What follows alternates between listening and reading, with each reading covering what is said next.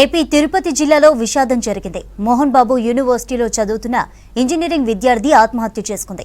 పుంగనూరు నియోజకవర్గంలోని మంగళంకు చెందిన భువన రంగంపేటలో ప్రైవేట్ హాస్టల్లో ఉంటుంది. ఎంబీయూలో కంప్యూటర్ సైన్స్ విభాగంలో ఫైనల్ ఇయర్ చదువుతోంది. హాస్టల్లో భువన సూసైడ్ చేసుకోగా చంద్రగిరి పోలీసులు మృతదేహాన్ని రియా మార్చురీకి తరలించారు.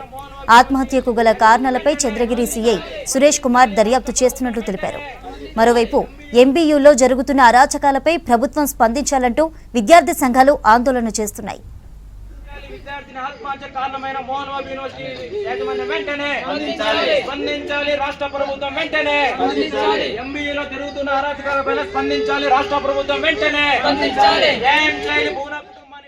ఏపీ తిరుపతి జిల్లాలో విషాదం జరిగింది. మోహన్ బాబు యూనివర్సిటీలో చదువుతున్న ఇంజనీరింగ్ విద్యార్థి ఆత్మహత్య చేసుకుంది.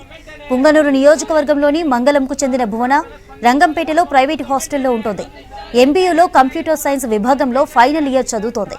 హాస్టల్లో భువన సూసైడ్ చేసుకోగా చంద్రగిరి పోలీసులు మృతదేహాన్ని రియా మార్చురీకి తరలించారు. ఆత్మహత్యకు గల కారణాలపై చంద్రగిరి సీఐ సురేష్ కుమార్ దర్యాప్తు చేస్తున్నట్లు తెలిపారు.